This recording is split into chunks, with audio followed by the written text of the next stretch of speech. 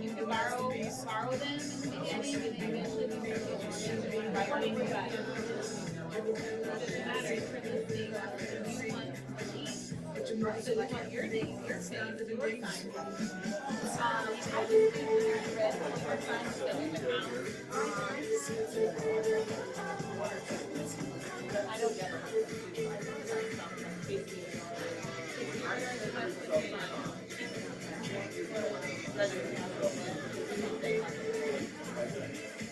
I know they can do the printed ones with your name on it, print on it, if you put the generic red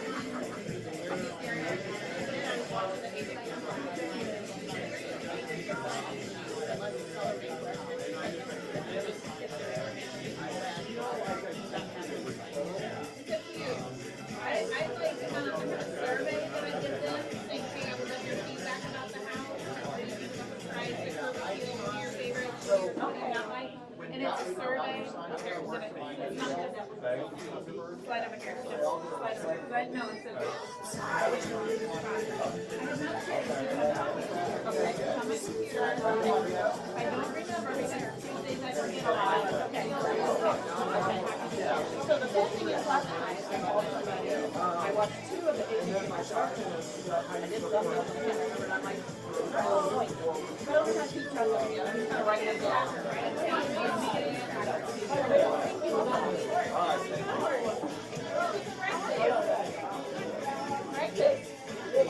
Breakfast? 2 minutes! 2 minutes. You did. Hi, Carrie.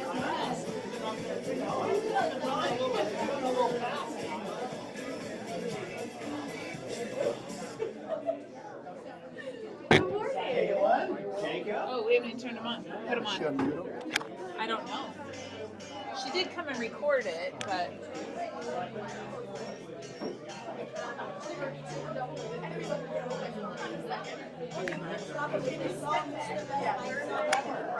The best what? Hype song. Okay. Because it just starts out and then it kind of picks up. I know. You're like, okay. Be nice. Exactly. You're fine. All right, so we're rocking and rolling a little bit. That's what I like to hear. Would you like a breakfast burrito? There's so much food. Yeah, I'm good right now. Okay. That's Okay. exciting. Have you guys ever been there? No. She usually walks in like right at time, if not a couple minutes late. How fun. That's nice. Very excited. Yeah. But no, we have not. I don't know who we were just talking to. They said, oh, we just got back from there. It's a beautiful place, but Montego Bay, downtown What Montego flavor did Bay, you get? is horrific. This is sausage, and look, it's got just like so a- poor. I don't know if they And use it's sausage depressing patties to the or point what. where get the hell out of that area. Like cruise Okay. ships where they bring all the people. If that's your opinion of Jamaica, you'll think it's a cesspool. Get away from No, that, thank and you, I then you got see one. it's just a beautiful country. Yeah. That was the first like Caribbean place we ever went was Jamaica. Oh, yeah. Yeah. I'm excited. Yeah, it'll be fun.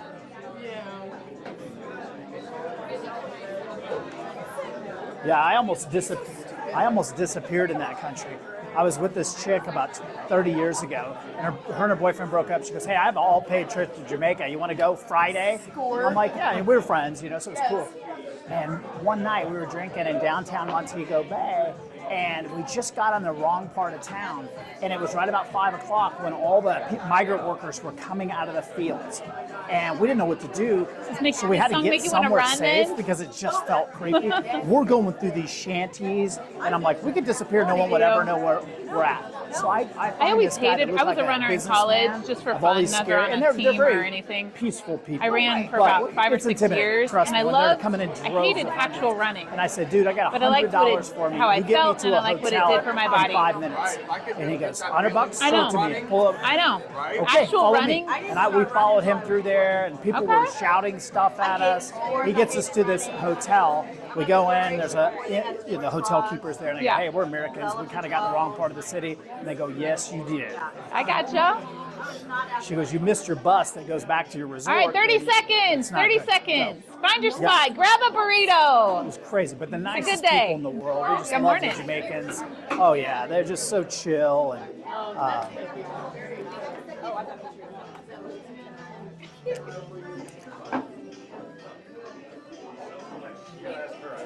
Exciting? No, like. You did. I got my big member guest golf thing. It's 3 days of golf this week. It is. It's hard on the liver. It's like two matches, and then a match on Saturday. And if you place, then you do a horse race in front of the entire club, which is, that's interesting. I've done that a few times. You think you're doing okay at golf, then you have to play in front of all these people. Oh, no, yeah. I just get in my head. It's a different feeling, totally. How are you, sir? Funny. Good. Tom? Want me to start yelling? Randy? Start yelling. Hey, good morning. How's everybody doing? Good. Yeah! Tim's excited. Tim's in the house. Tim is in the house. Yeah. Hey, June is here. How about that? Yes. Yes, Whoa. finally. I don't know about you, but I was Finally. ready to get through May for a lot of different reasons. But let's, Brandy will lead us off. But let's start off with caring, sharing, and what's good in your world, business, personal. This is our culture, guys. Raise your hand and bring us something good. Who's got something? Todd, lead us off. How you doing? I had 2 weeks ago today. I had hip replacement surgery, so I'm excited about that. I'm on my way to recover, and I have found out that hospital medication plays by a different set of rules than the Walgreens and things like that. The hospital is a different place, and so I've never really been sick. I've really been in a hospital, so it's been interesting. But 2 weeks, I live in a condo, so I have lots of stairs. Oh. Now, if you ever see my mom, don't ever tell her that I said that stairs do suck. She tried to tell me that I needed to get a hotel room for weeks and live on one level, and I told her that was silly. But candidly, recovering, doing well, thanks, and excited to get my life back. Good. Good. Yay. Good. That's Who else? fabulous. Something Cool. good. Something good. Yes, Lisa. Lake life. Going to the lake. All right. We needed to warm up a little bit more, but Raise your hand if you're going to Jamaica this year.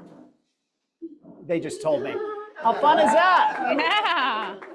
That'll be neat. Nice. That's a good trip. Quite an experience. Has anybody in here been to Jamaica? Yeah, Montego Bay is actually a big city, and if you've just been to Montego Bay, it will not impress you for Jamaica. It's a big city. We'll just leave it at that. That's where the cruise ships dump a lot of the people. But I was with a friend, and about 30 years ago, we went to Montego Bay, and her and her boyfriend broke up, and she goes, "Hey, I have a free trip to Jamaica if you want to get on a plane with me Friday." I'm like, "Sure, we're buddies."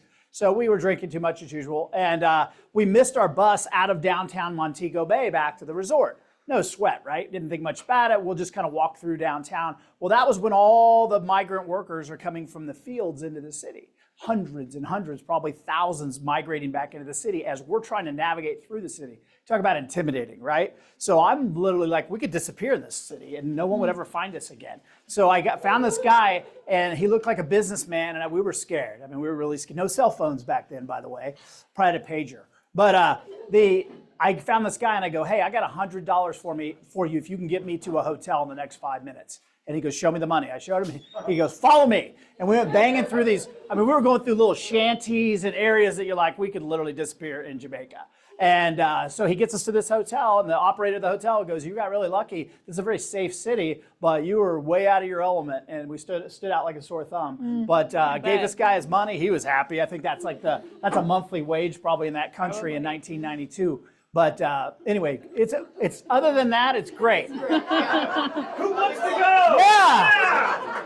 Don't miss your bus back to your resort from downtown Montego Bay at 5 o'clock. That's it. Who else? That's my story. That's all I got. Something good. Who had a win? Something, guys. I know we're winning out there. Yeah. Yes. My little guy got third place at the pedal pole at Dalton for Carrie Nation Days, so that was kind of fun. Pedal pull, like a little tractor. Yes. Pedal tractor. Oh, that's cool. Third place. Nice, Good nice. deal. I saw Christy's little girl won Miss Belton or something like that for her age group. So that's pretty cool. Miss Belton. She's like 2 years old. She's tiny, little. All right, what else? What else? Is anybody doing the steps, the steps challenge? Yep. Did you get your steps in already today? Okay, well, it might be raining, so think about that. All right, what else? Anything else? Everybody's looking down at their table. Well, they're eating. They're eating. We'll use that Okay. excuse. Right. All right. Well, we love to hear your wins, your successes. We like to celebrate with you. So never hesitate to stop by my door and let me know. All right. We got our preferred vendors today. Would love to hear from, well, Lisa. Let's start with Lisa and Cough Out Land Title. Let's go, Lisa! Woo! We appreciate the breakfast this morning. Thank you Yes, so much. thank you. It's always a treat. Thank you.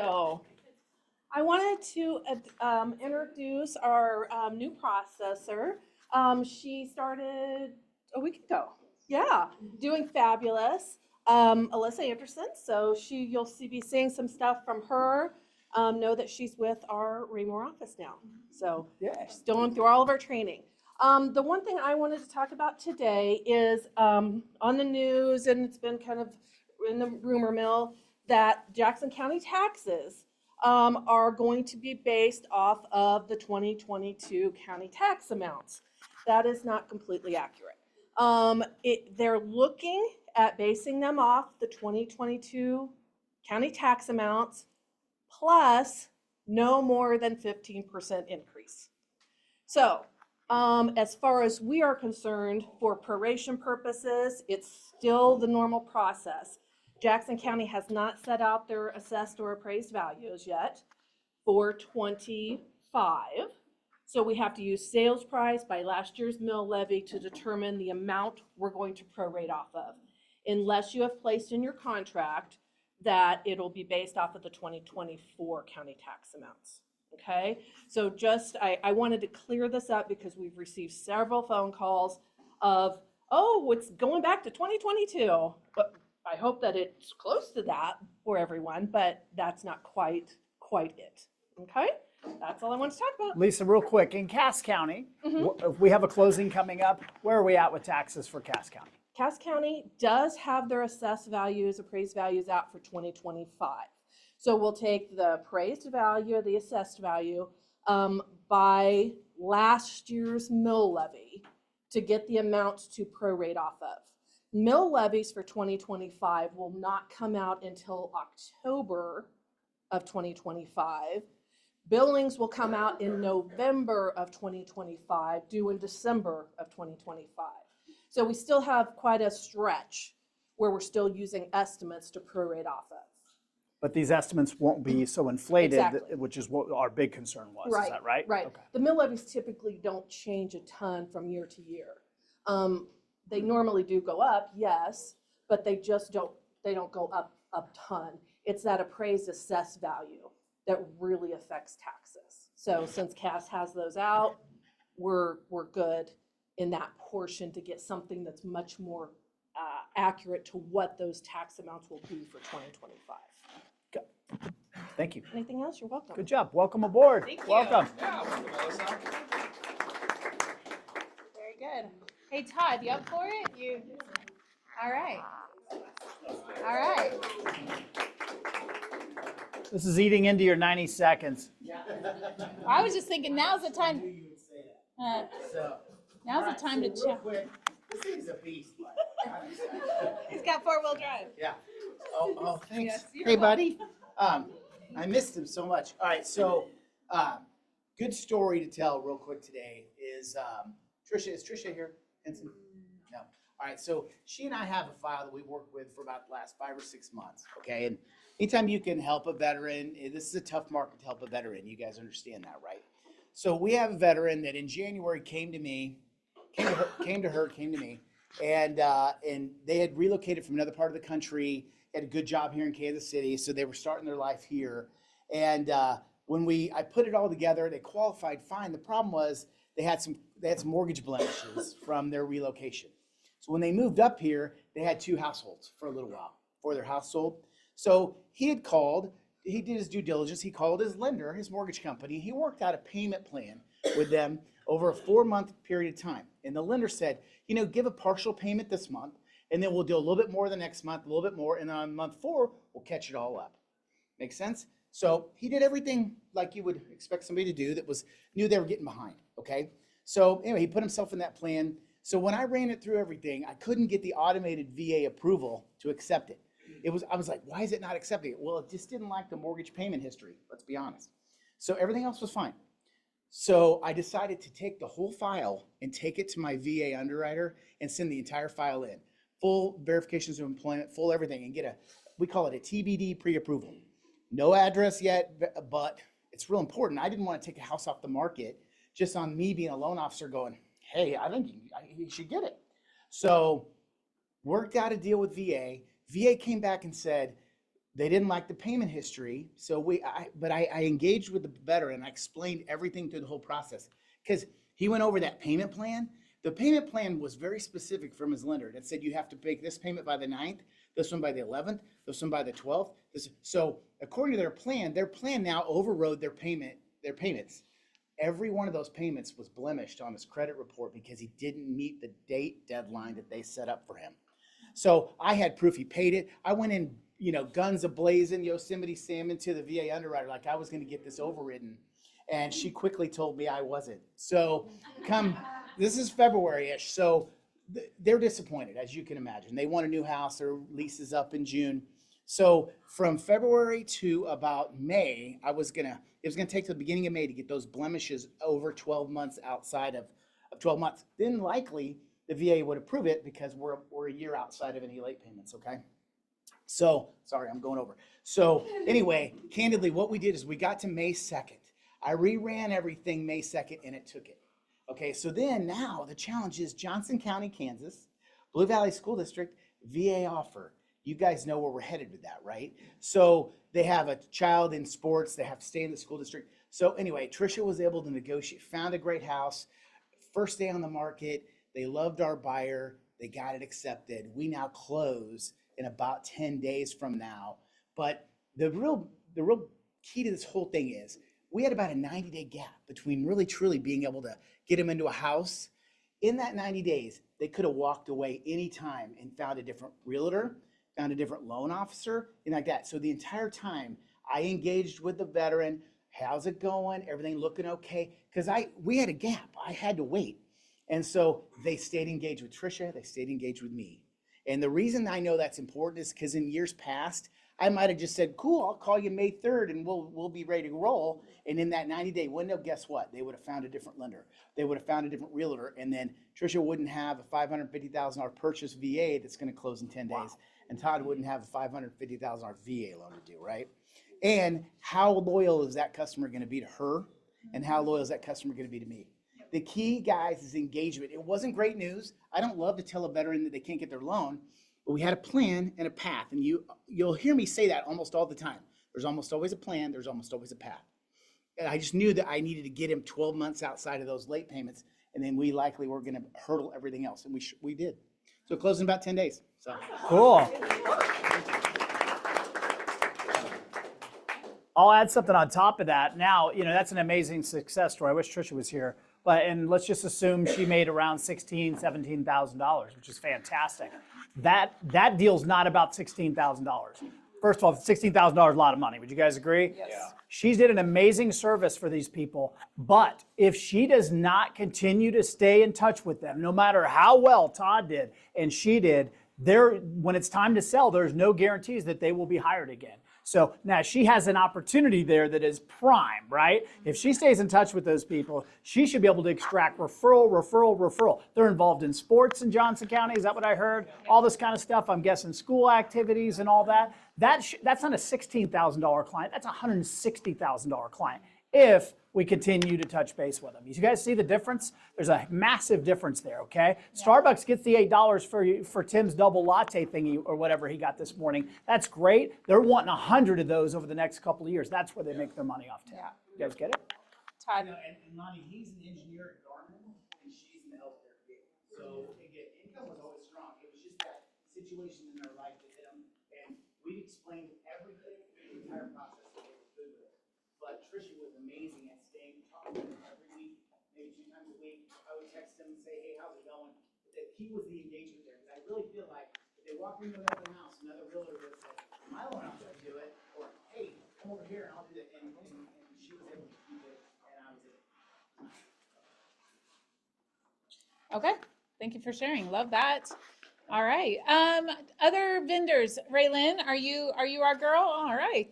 Yeah, give it up for Raylyn and You're Apex. solo today. Oh my. Oh, Your mom's like, no telling what she'll say. she's probably watching. For the most Hi, part. Mom. I don't know. She might not. She's in a massage, so Oh. she's enjoying herself. So hopefully she's not watching. But anyways, one thing I wanted to mention was about sewer inspections and stuff. So whenever we're doing home inspections, no matter what property we have, townhouse, anything, still get those sewers checked out because you never know.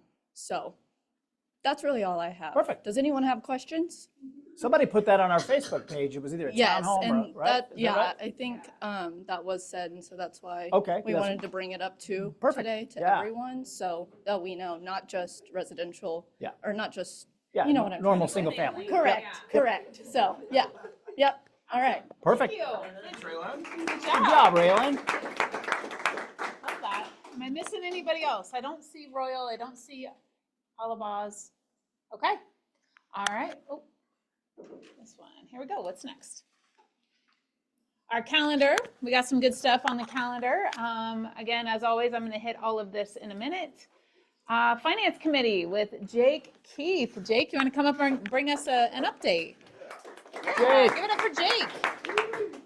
Everybody's favorite committee. It's so exciting. But you guys have heard me say there's a difference between making a lot of money and truly being wealthy and building wealth. And so a lot of our classes here are on like creating sales, creating more money. And the finance committee is, what do we do with that money when we get it? We don't want to make $40 million over our career and then retire with nothing. That's not being wealthy. That just means we blew a lot of money. So we've got a couple things coming up. We've got the Wealth Building Wednesdays, which is third Wednesday, right? Yep, third Wednesday. Which is awesome. There's been, what, like 35 people there? Mm-hmm. Every week? Rocked it. Yep. So you guys should all come. It's a lot of fun. And then we've got, I've got another class coming up the Wednesday after that. I think it's the 25th. Yep. And it'll be on retirement planning. So it'll be kind of a Q&A. I'll go over the basics of just like different types of retirement plans, different options, different tax strategies, things like that. I used to do financial advising, but so you kind of like get to pick my brain on that without me trying to sell you stuff. Sometimes I feel like they're really pushing this product on me. Is it really good for me, or is it the really high commission for them? So it'll be a good kind of Q&A and all that stuff. So come to those classes. Good job, Jake. Thank you. Appreciate you, Jake. Hey, real quick, a couple things we're passing out. You guys should get one of these. It's going around the room. If you don't, please let us know. And then did everybody get? Right behind you. Did we get? You need to go back there. Oh. This is Agent Kickstart, but it pays has to a lot sit of in the the same front. attributes. It pays to sit in the front. Yeah. All right, is that all you Yeah, guys? we'll Okay, cover that tackle when we get to my Okay. thing here in a All second. right, so we do appreciate Jake and the Finance Committee and bringing this stuff. That's one of the things I really love about our company is that we're not just all about the sales like you're talking about. We're about developing our agents. We care about the whole agent, not just the sales, but the whole, even beyond real estate. So that I appreciate the Finance Committee. Wealth Building Wednesday. I don't have a slide for this. It's June 18th. June 18th. I just realized I didn't get the slide, didn't get in there. June 18th. Wealth Building Wednesday at 3 p.m. Yep. And then I don't. The topic, was that lending, finding the money? Yeah, it's going to be, there's a couple topics, but the main thing is how to get the money for these things. Yeah. Perfect. All right, I'll get more out about that on the Facebook page. Let's hear from Darren Jones, our fearless broker. Darren. Let's give it up for Darren. Let's go, Darren! Sooner than usual. Well, I know. We're mixing it up a little bit. Okay.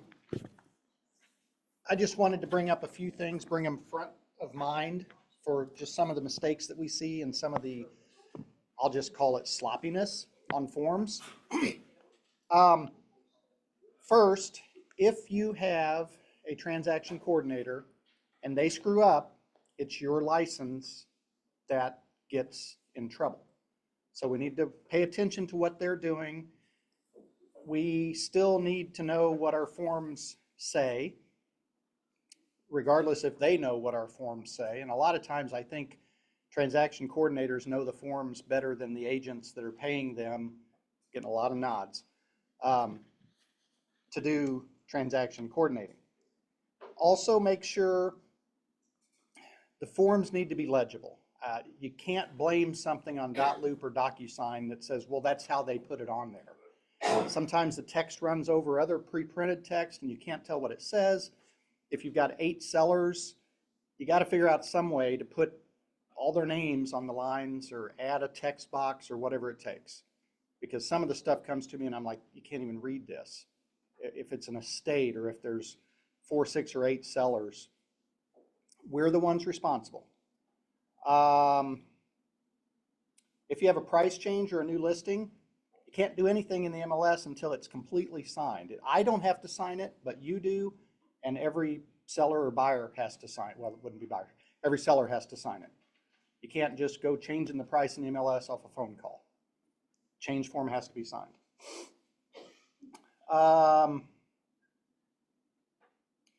If the MLS says that the refrigerator's included, but the disclosure doesn't, guess who wins? Disclosure. Yeah. MLS is nothing but advertising. You can't, it's not part of the contract. You can't take that to the bank. I can't tell you how many times I've heard, well, it says that in the MLS. Doesn't matter. Has to be in the contract or an addendum or whatever. Got the clicker? Yeah, just, yeah. One thing Hannah brought up to me, and I totally concur, is that we're seeing a lot of these come through pretty blank. Seller's disclosure, this is just part of page 7. In yellow, it says, fill in all blanks using one of the abbreviations listed below, OS, EX, and ANS. Something needs to go on every line. Please, let's just be safe. Let's look at this when we go to court and be able to point out here, this is why it didn't stay or whatever. What if it's wrong? Like I had one the other day where it was like fireplace and they had NA, but it wasn't fireplace. Do we make them correct it, or like, is it just? Yeah, and they could put, if they meant to put excluded from inspections, have them change it to that. They can mark through it. You can put a little box there in DocuSign or .loop or whatever. They can just initial it with a pen. Yeah, I see that probably just as much as blank ones where they'll be like NA instead of NS or things like that. And yeah, and that gets confusing. I think there's one on, well, I know when it comes to built-in ranges, but like a freestanding stove isn't built in. So a lot of times they'll answer that wrong. That's not huge, but it's wrong. There's another one on fencing, I think, that pops up, whether it's invisible fencing or whatever, they'll put yes and it's not. Right And then, huh? Right there. That's right. And then another one that I see is it asks if there are, like how many garage remotes and whether there's garage openers. I think those get confused. But yeah, transmitters and openers. If you say you've got them, That cost me $50. we've all paid that bill, I do believe. Go to Home Depot and get those. Couple of others, Brandy, thank you. I know for a long time we had instructions from Beth about whether it's gross sale price or net sale price. net meaning you're not making the seller pay commission if they're paying buyer's closing costs or any of that. I'm good with this, 3% of the sale price. If it's anything other than the actual sale price, spell it out. But by default, this is 3% of the sale price. I think that spells it out pretty good. So on a buyer agreement, 3% you're charging the buyer, unrepresented seller, and I'm just throwing numbers out. This is what I do. You guys do you. You do whatever numbers you want. And then if there's other compensation, don't just put a dollar amount. Let's explain what it is. I use the words admin fee. You guys are kind of creative on how you name that, but let's refer to what it is. And like up here, you can't just put 6% or 3%. We need to know what that is a percentage of. Hannah also mentioned, make sure you put a dollar sign in Okay. front of the admin fee. Absolutely. Some people are just putting the numbers. Yeah, 495 grapefruits. 495 Oreo cookies. Exactly. That might be better. Exactly.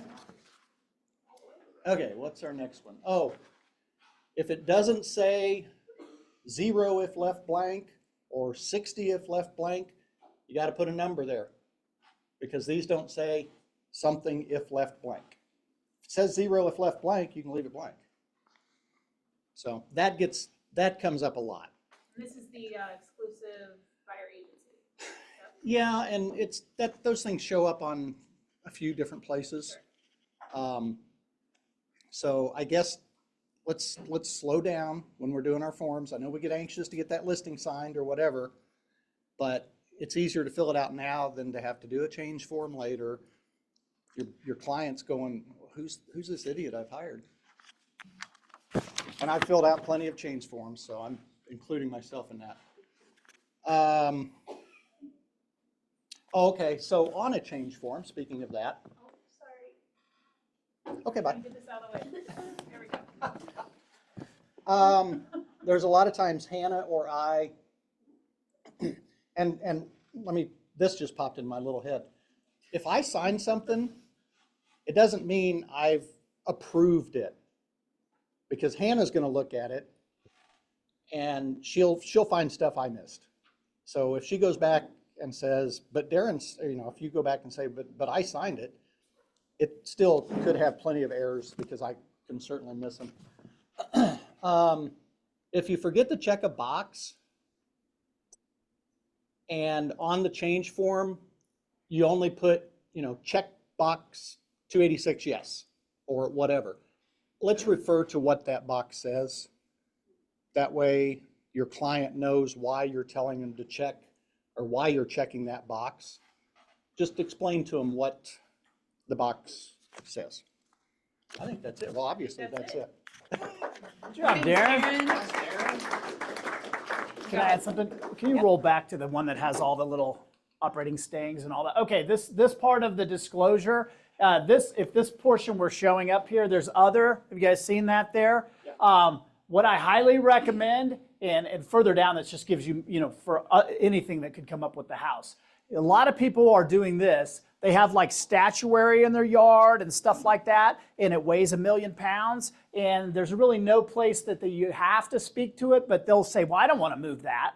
Go ahead and put it on the disclosure and say operating staying. So if nobody changes it and you leave that 400-pound statuary there, you don't have to move it. Freezers that are in the basement, bonus refrigerators, that kind of stuff that maybe we didn't get to the disclosure, just err on the side of caution. Otherwise, you leave, play gyms are a big one. Leave the play gym and people are going to like, hey, my kids don't want that thing. It's a piece of crap and we're getting them a new one anyway. Come get it. And you have to come get it. You guys get that? Sandy? Also, yard art versus fountains. Yeah. So there's yard art that hooks up to a hose versus fountains. Okay.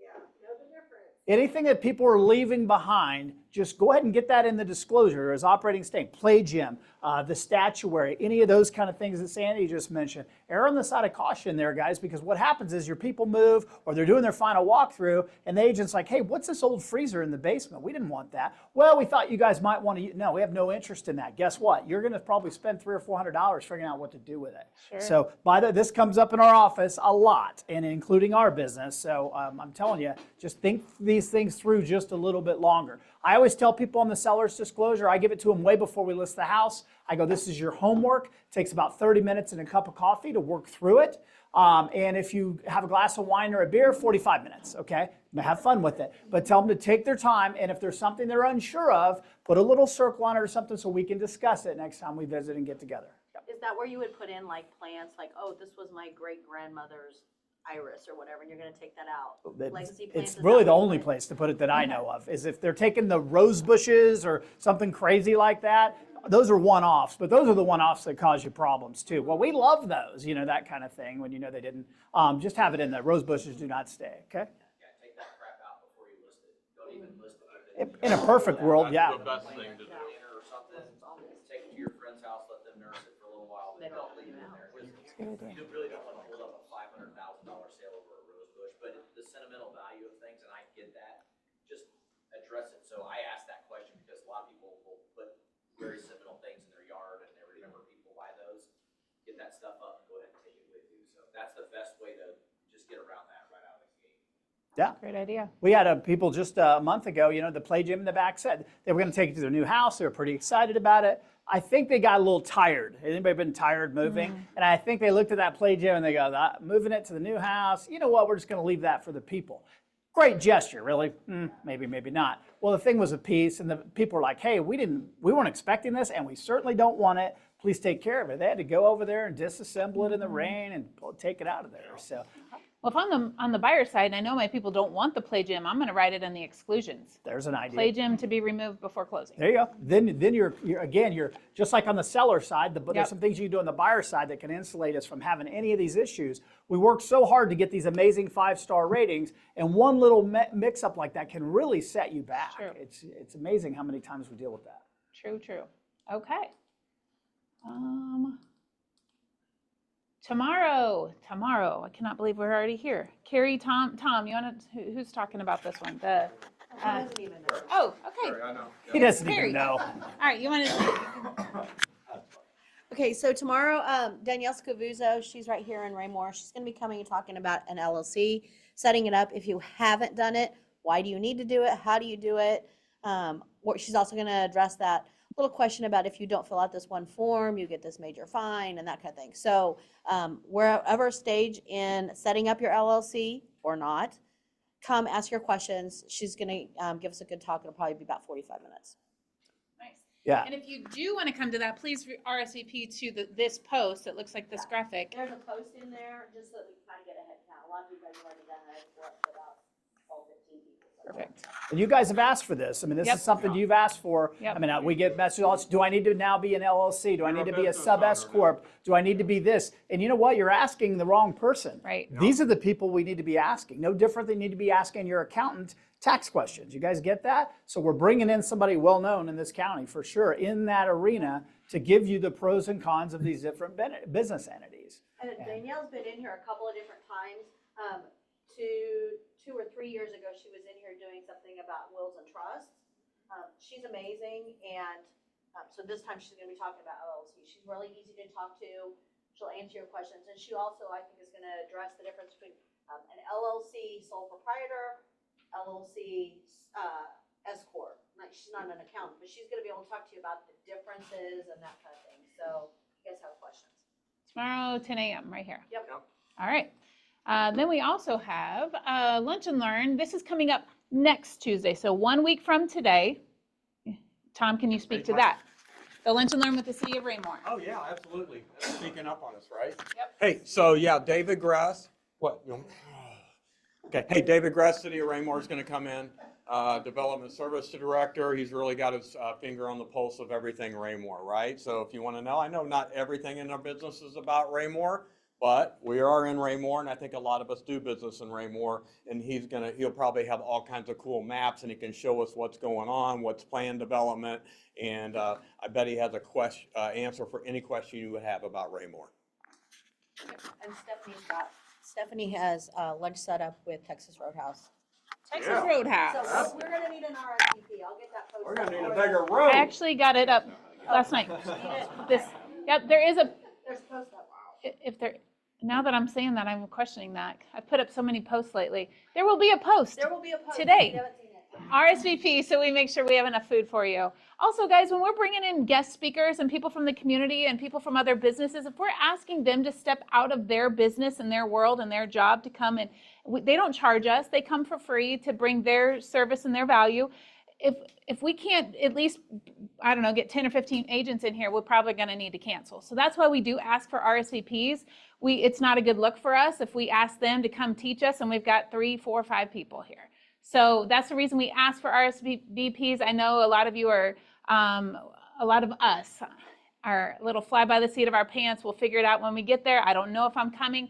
Well, you know, it's helpful. This is why we ask for those RSVPs. Tim Crable coming out of education retirement here for 6 Personal Perspectives. You want to say anything? Yeah, Come sure on, do. Tim.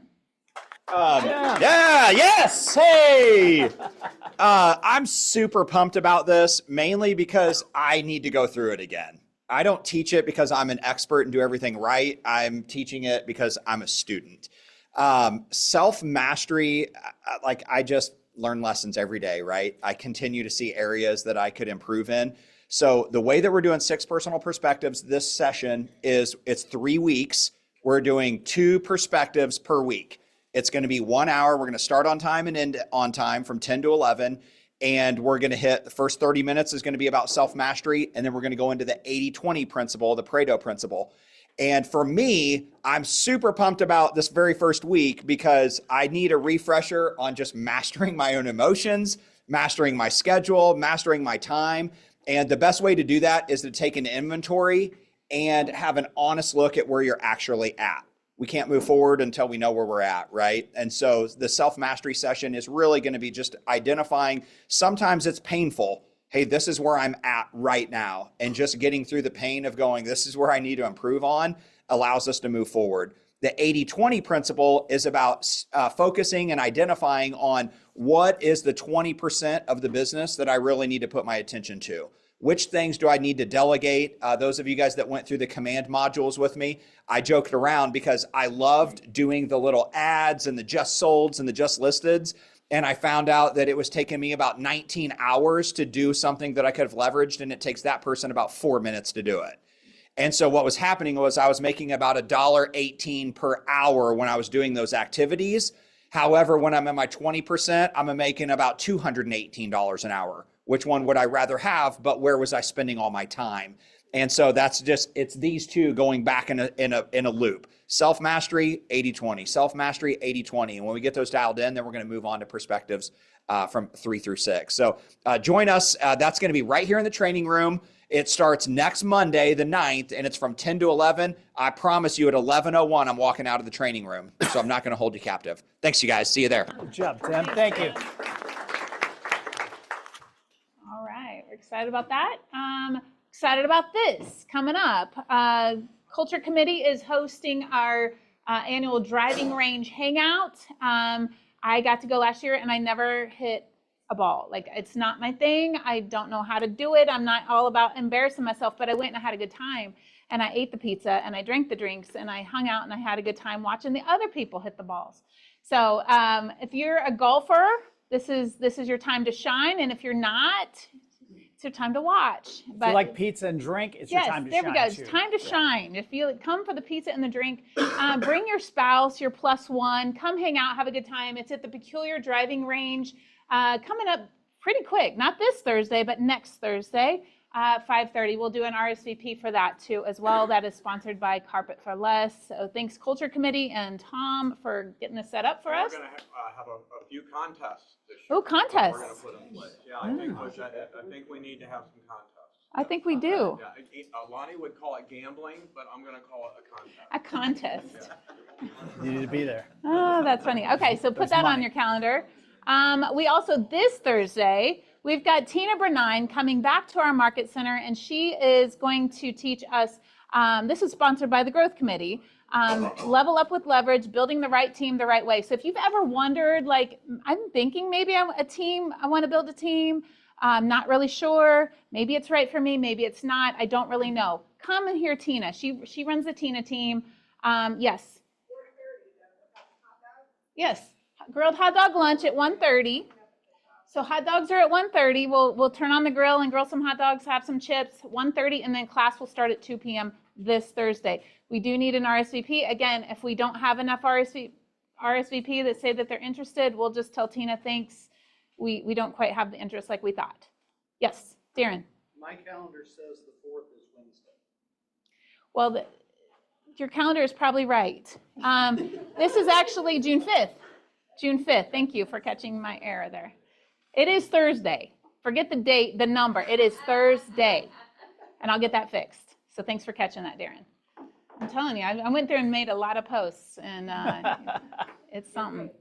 Thank you. Appreciate that. All right. You remember the seller's disclosure, 30 minutes with coffee, 45 minutes with a glass of wine? Canva posts with Brandy. Who knows what's in here? Okay, so I had a couple things. This is pretty cool. This is something that came out yesterday that we are super excited about. Keller Williams has partnered with Canva.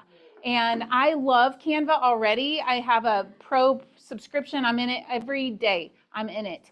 And but Keller Williams has partnered with Canva in such a really cool way that I'm going to play the video first and we'll chat about it. Maybe. Oh, let's see. No. Brandy? We're bringing together the best in real estate and design. At Keller Williams, we believe real estate agents should work with best-in-class technology. Together with Canva, we're reimagining real estate marketing. Our flagship enterprise relationship with Keller Williams brings you the world's best tools to make design and marketing effortless. Premium KW branded graphics make creating high-impact content faster and easier than ever. This is not just about templates. We're building a bespoke experience for Keller Williams. It gives their market centers and agents way more creativity. With Canva's design-driven platform, the power of KW Command, and the insight of KW agents, we're providing cutting-edge technology built by agents for agents. We're building an intuitive Keller Williams experience, making it easier than ever for agents to create beautiful, effective content without switching platforms or missing a beat. We know design isn't just about how things look, it's about how they work. With Canva, you're in control of your brand. So whether it's a reel, whether it's a postcard, or a listing video, every agent now has the power to stand out with confidence. We're inspired to work with a company that cares deeply about people. It's part of our culture too. From the first click To the final post, Together, We're making design in marketing Faster, easier, and 100% Keller Williams. Yeah. Good. So what this means for us, and I gotta remember how to get back out. Now we can call Caesar. Hold on. Hold on, I got it. See here, this presentation's all in Canva. Okay, here we go. So this is coming out in Q3 and will really get launched more in Q4. And it is, let me get all these extra things out of the way. Exclusive on-site training at Mega Camp, Mega Agent Camp that's coming up in August in San Antonio this year. They're going to put a big rollout. We'll know more, even more then. So stay tuned there. But access for every leader and associate worldwide. If you're not in Canva right now, you will have complete access. Every agent will have access to Canva through this partnership. And the way I understand it, don't hold me to this, but I think, you know, those of us that are paying that subscription, I don't think we'll have to pay anymore. That part, you know, hold tight on that. Don't hold me to that, but that's how I understand it. That because of this partnership, it will get rolled out and everybody will have access. What we will also have access to, okay, is Canva Enterprise Access, KW branded templates. Oh, here's the coolest part. they're integrating our MLS with Canva. So so when we're going to have an open house or a new listing, all of the MLS data and pictures are right there in Canva. It's drag and drop, drag and drop. It's going to be so easy. And so KW branded templates that are going to continually be upgraded and tweaked. So if you have been in Command and you don't love Command Designs, don't love it, this is the, far exceeded version of that. So we're super excited about that. We want to tell our story about this because we're the only brokerage that has this exclusive flagship partnership with Canva. So, yes. So it looked like when I was reading through all the material, when that announcement came out, like you were talking about. Just a reminder, I'm here for Maria at 11, okay? Yeah. Yeah. Well, hold on here. Hi, Rusty. Hold on, Rusty. We can hear you. I don't know what we did here. Keep it clean. I know. How do we? I'm sorry. Somebody mute them. Hold on, Rusty. Help. She's muted. Okay. Okay. That could have been interesting. So anyway, it looks like the part that we're not going to have to pay for is like if you have a pro account. So if you were in the KW class that I taught last month or whenever it was, we talked a lot about branding, some of the features you can do with the pro paid account, like the magic eraser and all that kind of stuff. It looks like that's all going to also be integrated into this. So a lot of those things that we talked about, if you buy the pro account, that's going to be part of this, and you won't have to buy that. So it's going to be amazing. That is going to be amazing. I squealed when I read the email. Yeah, it's really, really exciting. I don't know how to get our screen back. It says we are screen sharing, but I don't see that. Maybe. No worries. So, Don't worry about well, I don't know how to move on, is what I'm saying. Oh, it's at the top. Thank you. I think you have to click where it says mic. Up there. Go, can you go to the right? Oh, help! Look at that. He always comes to say, I thought I could do it. You have your own personal superhero. I do. Oh, really? Yes. Let's watch Caesar work. Okay. What the, well, Rusty came on and she was talking and I don't know. Okay, thank you. All right. She's not here. She's online at home. All right, I've got 5 minutes that I want to visit with you. So we're super excited about the Canva thing. And I got to thinking this week, I thought, if we all, hopefully you take time to look back and reflect on how you got to where you are, how you got to the place where you are, good or bad, hopefully it's good. And maybe you're not where you want to be yet, but hopefully you're further than you were 5 years ago. I was talking to Alex this morning about, wherever Alex is, there you are, about the KPA test. And I think you said you'd taken yours like 5 years ago. I think I took mine 5 years ago. I'll tell you, I'm different than 5 years ago. And I would hope that, taking a different personality assessment, I've shown growth. I've shown I'm a different person. And if I look back and I think about that, and one of the things I can attribute that to is Keller Williams. These classes, this company, mindset training. I never had mindset training before Keller Williams. I ate it up and I loved it and I bought into it and I believe it. And it has been the key thing is studying mindset, letting positive mindset teaching come in, because we can be experts at contracts, we can be amazing at negotiations, we can be the best of the best at whatever the skill is, but if we don't have the right mindset, it doesn't matter. It doesn't matter what a great contract filler outer we are if we don't ever have the mindset to go out and find business. And so I remember Ryan Finn was the team leader of the office that I started at almost 7 years ago. And so I got to sit in team meetings. I cut my teeth in this business listening to Ryan. Ryan's a huge proponent of mindset. Tim is. A lot of these people are. Bold, if you've ever been to Bold, it's mindset training. And so I just eat that stuff up. And I really will say, once I got into this company, I kind of check it out a little bit and go, ooh, there's coaches. I had a coach, Mickey Strobel. I don't know if anybody knows Mickey. She was my coach. And loved it. I love her. And I'm like, ooh, I want to be a coach someday. I wonder how long it'll take me to be a coach.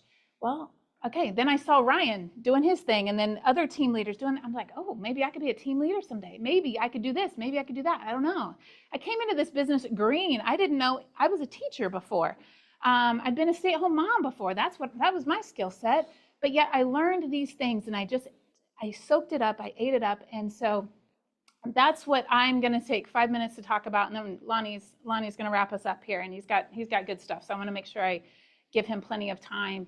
But adversity is a privilege, and I chatted with our ALC about this 2 meetings ago because I heard it on a Zoom call, and it caught me. It just jumped off. You know, it's one of those phrases like, "Wait, adversity is a privilege? What do you mean?" And so I've just been chewing on this for several weeks, and I got to thinking, and we talked about this before about how if you never enter the gym, you're not going to build the muscle you want to build or lose the weight you want to lose, or, you know, we know that stuff. And adversity is a privilege, but it's a privilege, like a privilege. Do we know what privilege is? Maybe we need to look up that word. And by chewing on this over these weeks, what I've discovered is adversity is an opportunity. It's an invitation. It's an invitation to an upgrade. It's an invitation to an upgrade that maybe you've been wanting for your life. And so you think about mountain climbers, which I am not, but if you were climbing mountains, there's some mountain climbers. We all kind of know it doesn't look easy. To me, it doesn't look fun. But there's people that do it. Anybody here climb mountain, do rock climbing or any of that? I tried it we went on a cruise one time and I tried to do it with my kids. It is hard. It is hard.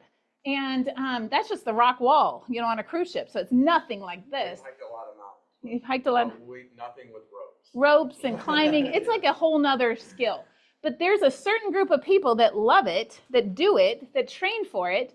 And then when they get to the top, and by the way, in just finding these pictures, what I realized, when you get to the top, when you get to the summit, you have to put your hands up like that. I mean, look at all these people. That's like the standard pose. You have to. And I think they teach that in mountain climbing school. Take a picture and put your hands up. And we should do that at closings. We should, yes. But if you notice here, because they endured the trek, they endured the journey, they get a different viewpoint. They get to see sights that none of us will get to see if we don't climb the mountain. So, and they get to say they did it. It goes on their resume. It goes on their, you know, their list of life accomplishments, and that's pretty cool. And then, does anybody like Texas Roadhouse bread? Oh, gosh. I knew. Yes, it's so good. It's so good. But bread always starts out as dough. It starts out as ingredients. And if you think about ingredients, if you're on the path to making Texas Roadhouse rolls or some sort of bread, we all love bread, don't we? We love bread. Warm bread, fresh out of the oven. But it starts out looking something like that. And those ingredients get mixed around and smashed and twisted and turned and stirred together. That's not a fun process, and that's not a pretty picture. Would you eat that? Nope. So then you take that out and then you knead it, and the bread gets kneaded and it gets crushed and it gets pushed and pulled and stretched and kneaded and kneaded and kneaded. That's not a fun process either if you're the bread. Keep talking. I can do that. So then the kneading process is never fun either. And then, but it's a necessary process, part of the process to making great bread. And then there's a time after you've kneaded it, you put it in a bowl and you cover it up and you push it to the side and just let it sit with nothing going on. And it can seem, if you were the bread, you might think you've been forgotten, you've been left behind, everybody else is doing great stuff, and I'm sitting over here in the dark, in the quiet by myself. What are we doing? So this is, all part of making your rising. It's all needed, right? If any of these steps get missed, you don't get to end up with great bread. Here's the kicker though. If that bread never goes into the oven, it doesn't turn into bread. It stays dough. And you can't eat dough. Nobody wants to eat dough. Now, if I said, how many of you love to eat good old pile of bread dough? Nobody's going to say, you're going to go, ew, that's weird. What are we doing? That's gross. But when I said, who likes Texas Roadhouse rolls? I heard lots of oohs and ahs. And so the whole point would be, we can't shortcut the process. Any of that is ugly, it's hard, it's painful, and it's in the fire, the heat of the oven is what turns it into bread. It turns it into something edible, something nourishing, something that people want to eat. And so all of that to say, when adversity shows up, adversity is actually an invitation to this. It's a part of the process. But as humans, And I tied it with our coaching group yesterday. As humans, we like to get out of pain. We like to avoid it at all costs. So when the pinch is on, when the fire is up, when the battle is on, it's easy for us to look for the easy way out. Alleviate the pain as quick as possible. Well, I'm just telling you, don't.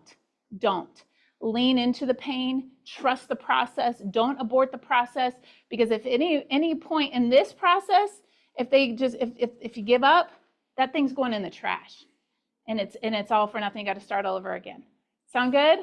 So don't give up when things get hard. Lean in, stay in there. This is where I'm at. Stay in the fire, stay in it, and you'll be glad that you did, because at the end you become a different person than you were before you went in. Cool? Little mindset. Gary Keller says, "Be the buffalo." Be the buffalo. Charge the storm. I like All that. right. Good job, Brandy. Good job, Brandy. All right. I appreciate it. All right, Lonnie Branson. Okay, couple things. Did everybody get one of these agent kickstart things? Yes. Okay, here's why we're bringing this up. We had a goal of getting to half our market centers signed up, and that's the exact number we hit in the month of May. Yep. Not one more, but the exact number, but not one less. So if your name is not on this sheet, please get with Brandy so we can get you into our agent kickstart system. There's a reason for that, guys. If you did sign up just to kind of make us all happy to hit our goal, well, that's the ones that we're seeing. Where's Nanette? I can pick on you every single time. She is 0 stages through the progress, but she logged in once. Yeah, give it up for Nanette. Woo! Okay, so first of all, it all starts with getting people into the system. If you're not in the system, please get in the system by next week. And by the way, I'm conducting team meeting next week. Brandy and Caesar are going to be on vacation. We are going to have a blast. We're not following any scripts. It's going to be a free-for-all. Oh. She's I'll going to be lose her watching. mind. She's I'll going to be be watching watching. from the lake going, oh my gosh, what is he doing? Yeah. So here's what I'm going to ask you to do. We'll get it. Those of the 63 of you that are logged in, you have a progress of 0, 1, 2, 3. We have a progress of 11. Good job, Zach. We have some 17s, 13s, 18s, 20s, and 30s. Is anybody totally through? Okay, there's somebody that's really close. There's 2 people that are really close. Linda. Yeah, there's a couple that are really, really close. Go Sandy. So here's the deal. The goal is we're thriving for 5. By next week, wherever you're at in this progress, if you're at 0, get to 5. Okay, that one should take you less than 30 minutes. Okay, maybe 45 if you're slow. Okay, you guys got that? That's all we're asking. And there's a reason for this. So we're going to advance the ball down the field slowly, 5 yards at a time, as Brandy likes to say. That's what we're going to do with this program. If we don't engage it, it's just a cool thing that we've spent a bunch of money for that just a small number of our agents are getting any value out of. Now, as new people come into our organization, this will be all but mandatory for them. So, but this is the foundational training for Southland Partners. Then we supplement it with all the other things. By the way, how many training things did you guys just see? That we got a lot on this calendar. You can't go to everything, but get in here and do this stuff. So can everybody commit that's on this sheet to moving 5 places from where they are today? Yes. Is there anybody that can't? If you can't, let me know. Okay, so I'll have this printout, and then I'll have the new one next Tuesday. We'll see how they stack up, Nanette, Brian. Write your name on the board. That was pretty effective, I might say. It's amazing when people, by the way, somebody came in and erased it too. I thought that was kind of good. No, hey, we want everybody to, by the way, I hope we're always having fun with these things. It's your business. You guys do everything at your own pace. We're just, yeah, it's really useful. I mean, I'm further through it than 90% of the people, and I've been at this a while. I might not need it as much as some. Okay, a quick shift of gears. The Wealth Building Wednesday and the drive that we're undertaking. This is a form that everybody should understand at a pretty high level because you're in this business, okay? This is real estate 101. This is a nice little house. Somebody spent $300,000 for and got a 6.5% mortgage from Todd. And he got him 100% financing, so they borrowed $300,000. And look how they created equity by doing nothing but just making their house payments. Not making extra payments, nothing like that. Now this factors in the history of what real estate has done conservatively, 4% appreciation. We've actually seen quite a bit more than that lately. We're using a very, very simple number, and we're just using normal house payments. This family that bought this $300,000 home in 30 years, they got a $990,000 asset free and clear in 30 years. Now, to me, 30 years is too long, so that doesn't work for me. But I would try to figure out how can I pay this off in 10, 15, or 20, and then have this amazing free and clear asset. So this person, if they just at age 25 buy a house and don't do anything but just live in it and make those payments, they're a millionaire with this purchase. You guys get that? Okay. The investment properties work exactly the same way. So these are the kind of things that the investment club we're going to continue to put out there and train to. Did anybody see the little challenge I put out there? Calculate the payments on that particular deal, and then what would the equity position be? Other than Jake, who jumped on it in 2 seconds and gave everybody the answers, what I'm finding out is the bulk of people did not know how to calculate that. And that's totally cool. Most of us can calculate a payment, right? That's the easy part. But what's the amortization of a mortgage? What's the appreciation of the asset? In other words, how'd Lonnie do this, okay? We've got to understand that in the investment world. If we're going to be in that investment wealth building club, we've got to understand how that's done, okay? By the way, if you have a calculator on your phone, you can do it in 2 seconds. So you just got to know how to type in the numbers. It's that simple, okay?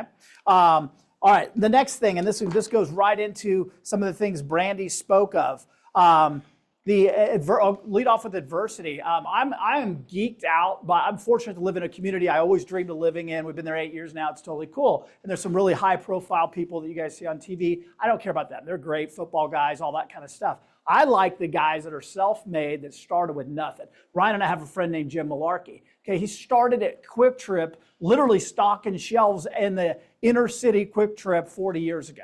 Okay, self-made, now probably worth $10 million. I don't know, but he's worth a lot. Okay, his kids are going to be well taken care of and all that. I like those stories. And then when I meet with those people and I hear their stories, what I always hear is the adversity that they had to go through to get where they're at, and how many times they could have quit. How many times the job they were on didn't look all that sexy. You think Jim saw himself being worth millions and millions of dollars when he was stocking the shelves 30-something years ago? Probably not, but he knew he was a hard worker, and he felt like he was with the right company. Turns out Quick Trip has created a bunch of millionaires. He saw the opportunity, and guess what he did? Other people saw him and say, hey, this long-haired guy that smokes a lot of weed actually is really talented and really smart. Yeah, who knew, right? That if Jim was here, he'd love that. He's like, that's me. So that's how he rolled. I mean, he rode his bike to work, just crazy. But this guy overcame adversity at all these different steps, and then some people that had a lot of influence noticed him. And when they noticed him, they saw that he had more and more opportunity, and then became a big deal within a really, really cool company. Those are the stories that I'm addicted to, and I like to hear the adversity. Another buddy of mine out there, and he's extremely well off, probably in the same category as Jim, he was a sheet metal worker, okay, with no education. His wife, same thing, but they were hard workers, and he took that company, and then he became interested in roofing, and he built this local Kansas City roofing company that became kind of successful, and they got the contract for KCI back a million years ago. And it got into a legal lawsuit, and they almost bankrupted the entire company and all these things. And basically, he could have went back to sheet metal working, right? It turns out they stabilized everything. They worked through that. And then just 4 or 5 years ago, he retired, and it's now a multinational company that he led and sold. So his life is good. No education, hard worker, and persevered through some things that were, I won't share most of the things, but they were public. Can you imagine reading the Kansas City Star and your name's out there month after month after month? Some of you guys might be there, but no, it's bad. But I'm addicted to that. So when you talk about adversity, I like those stories more than the ones of people, that maybe inherited a bunch of money or they have this amazing quarterback skill, therefore they're a big deal, that kind of stuff. So I like that stuff. Speaking of adversity, when you guys are running your businesses, and this is something we all run into, I know John and I have talked about it, Jake and I have talked about it. You guys, I'll share your story real quick. You guys had that amazing year last year, but the first quarter you got off to kind of a slow start. And you kind of had the eyes were real big, like, oh, what are we doing different? A little bit. Yes. Would you agree? Yeah. Tell me what the next couple weeks looks like. How many closings? We'll have 5 this week. Five this week. Okay? So a little bit of it, but give it up for them. So I didn't mean to put you on the spot. But I like that because I saw a little bit of adversity, a little bit of headwind, and a little bit of second guessing yourself. That happens to everybody, by the way, but you kind of just kept your head down. You believed in what you were doing because it had worked before, and now you're seeing the results again. So that's just overcoming adversity right here in the office. And by the way, I didn't mean to point out one person. A lot of you guys are doing that, but when I hear those stories, it's encouraging. It's absolutely encouraging. But here's kind of where I'm going with this. You guys, when you hire a lender, for example, Todd's done a lot of loans for us over the year. You guys, some of you guys use Todd. You have your preferred lenders. You have your preferred inspectors. Hi, Ron. I didn't know you were here, man. When did you slide in? title, inspection, now transaction coordinating, which is maybe the wild, wild west based on the offers I see on my houses. But nonetheless, there's all these people you're building these critical relationships with. Title, mortgage, right? You all got your favorites, right? Especially you guys doing business. That's cool. That's really cool. Here's what you got to remember with these things. And I can't say this enough. And by the way, this works with buyer's agents too. People on teams that have buyer's agents or full-time assistants and that kind of stuff. These are business partnerships. Okay? And by definition, a business partnership is a two-way arrangement with title, with mortgage, with buyer's agents on a team, whatever that looks like, okay? And some of us have people on our teams and things like that. Here's the deal. You're going to make mistakes and they're going to cover your tracks from time to time, okay? That's a win-win deal. And guess what also happens, Todd Branson? They're going to make mistakes too.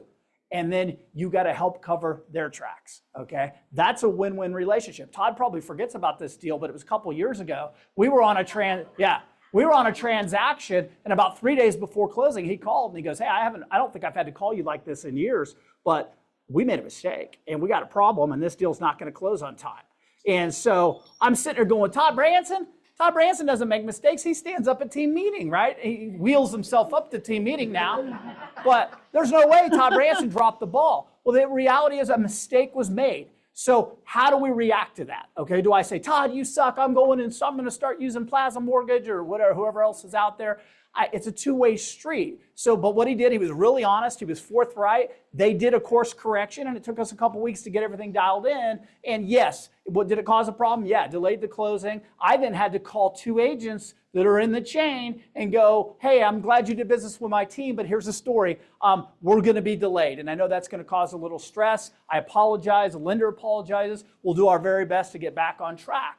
And how those 2 agents reacted was really important too. One of them says, oh, Branson, that sucks. This is going to be a big inconvenience for my people, but I'll talk to them and I think we'll be okay, which was cool, right? They were disappointed and a little caught off guard, just like I was when Todd called me. The other agent that I called and just basically let us know we were incompetent and they don't understand what went wrong and this is going to cost thousands. They're probably going to hear from an attorney. Didn't happen, by the way. But that was the reaction from that agent. Both these agents are still very much in my world. I do business with both of them all the time. You think I still got that in the back of my mind to how that one agent reacted to the adversity? I do. It still sticks in my mind every time we cross paths. So my point is with this, these people that are in your world, and is it good for me to, hey, Todd made a huge, and it was a huge mistake. I remember the house, but yeah. But here's where I'm going. It's a huge mistake. Do I then go, Todd, hey man, we're going a different direction with our lender thing. Now, if you'd done 10 or 12 of those, maybe we'd have that conversation. But if Nanette, a buyer's agent, have you ever made a mistake? Yes, you have, yeah. And I have too. And when we do, I don't go, well, who wants to be my new buyer's agent? We don't do that. We say, Nanette, let's sit down and see what happened. Let's course correct. We support the mistake. We correct it and do the very best we can. So that's what a two-way business relationship looks like. So as you guys hire transaction coordinators, which I'm seeing a lot of that stuff out there, a lot of people popping up, getting into that business. Interesting. When you guys are working with mortgage, when you're working with title, when you're working with your teammates, just remember they're gonna make mistakes and you are too. So it's a two-way street. You cover their back, they're probably gonna cover your back a time or two as well, okay? And by the way, at brokerage in our level, same thing. We got 126 people out there slinging houses. You think there's an occasional agent that makes a mistake or two? Okay, and sometimes egregious, like we get a check-in and didn't know the file existed. That happens every once in a while, okay? Now, do we call the agent and go, hey, man, I'm going to go ahead and send your license over here to Reese Nichols or Jenny at Century 21, because you stink, That's not how that works. We coach through it, and we try to, now, if they did that 10 times in a row, then we'd probably have a different conversation. So think about your relationships, your critical relationships that you guys have, and am I operating in a two-way direction to where they have my back, and when they skin their knee, I'm going to have their back. And if you don't have that, I suggest you kind of figure out how to get there. That's really, really important. Otherwise, what you end up doing, and you guys all know people, we have a few people in the office that kind of do this, you play wheel of lender, okay? You're like, okay, Jenny is my favorite lender for a while. Oh, no, she kind of messed up this one. Then I'm running over here to Ron, and then this other lender. And next thing you know, you've got 4 or 5 lenders in your world, none of which are super loyal to you, nor are you loyal to them, okay? That's a weird way to be in business, if you ask me, okay? Anybody have any comments on that? Ryan, anything to add to that? Darren? We always have to have more than one lender right here. Yeah. We should. Mhm. We do have our preferred ones, but we obviously, we have relationships with different lenders, but we have our preferred ones that will call us back, that do live locally. Yeah. Type of thing, which is very important. Yeah. Let these people make mistakes, and how you react to the mistake and how they react to yours is a really important defining moment within those kind of relationships. Whether it's broker to agent, whether it's lender to agent, whatever that looks like, the mistakes are going to be made. It's how we react to it is critical. Like I said, that one agent reacted in such a negative Nelly way. They both were disappointed. The other one was constructive and productive. Darren? I would just add that, I mean, as agents, we don't expect mistakes, but we shouldn't be surprised if a closing gets delayed. There's a million ways for that to happen. But let the client know when you're writing an offer that says, July 18th for closing. Let them know, hey, sometimes stuff gets delayed. Sometimes it happens quicker. Sometimes for unknown reasons, we have a delay.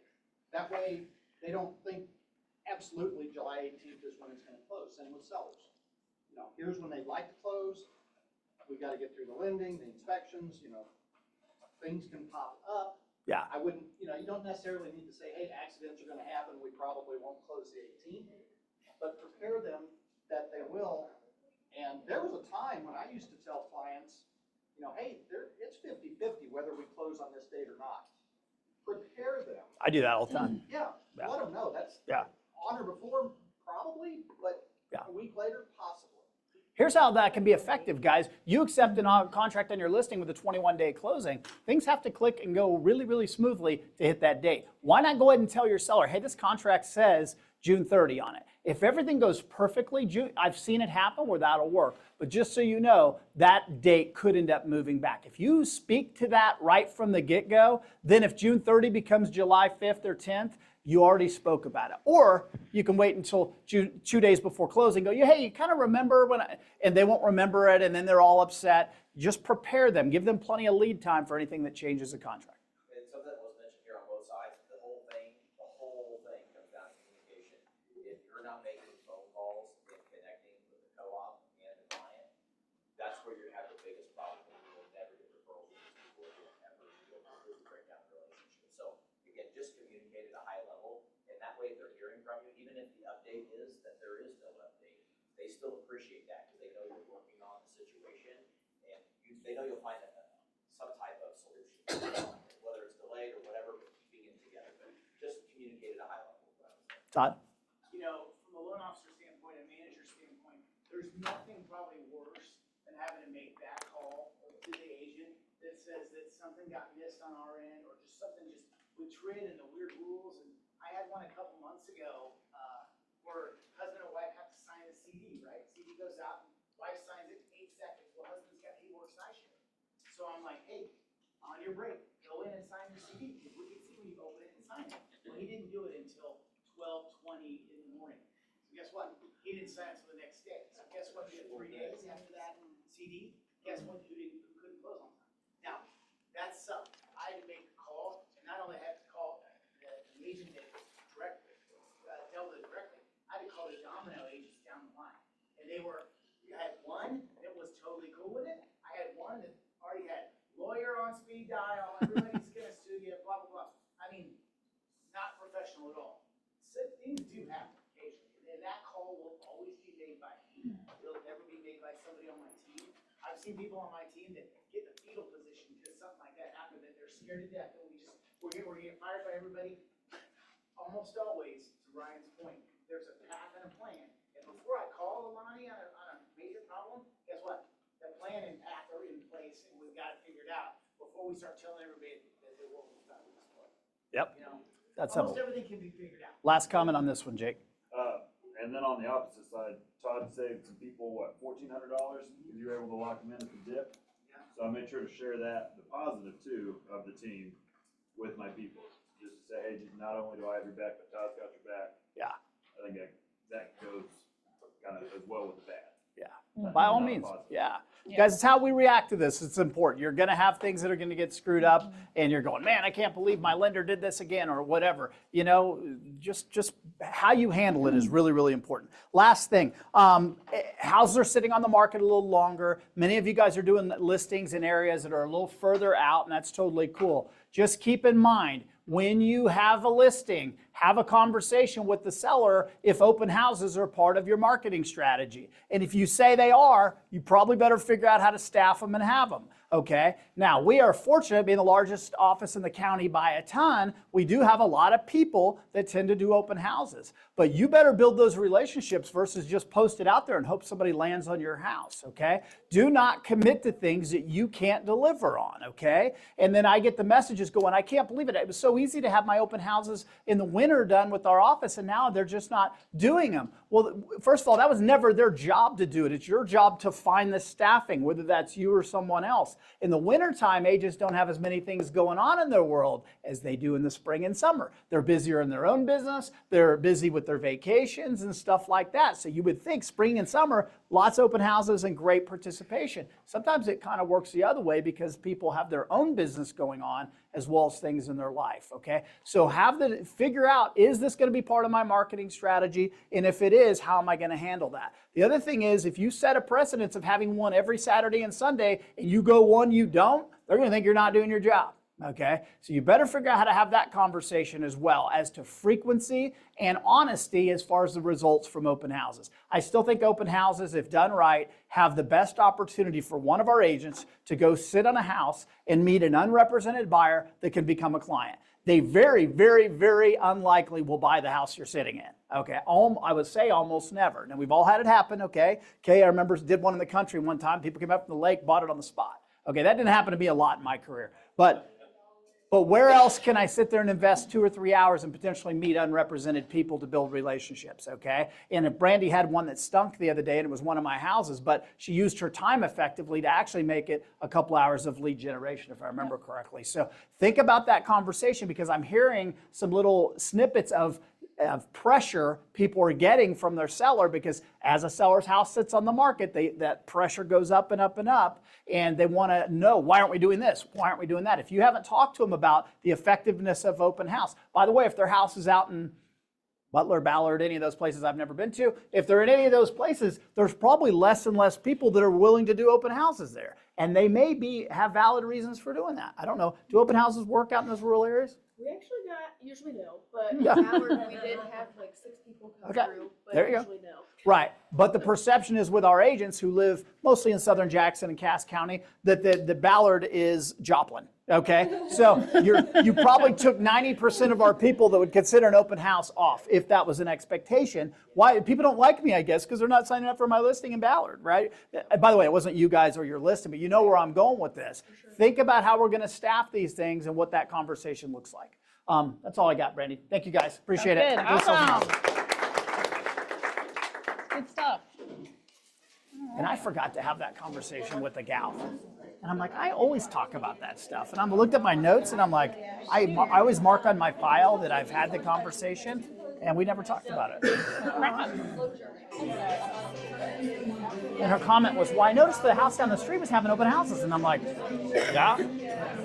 I'm like, well, I guess I should have covered it. The volume's not working. That volume doesn't adjust that volume. So that's kind of what got me going. So when I go to... Yeah, I gotcha. I'm going to start running right now. I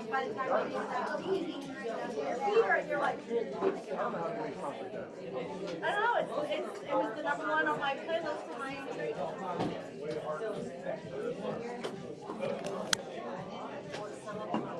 Now when I'm in a bad mood, I'll still play that. Yeah.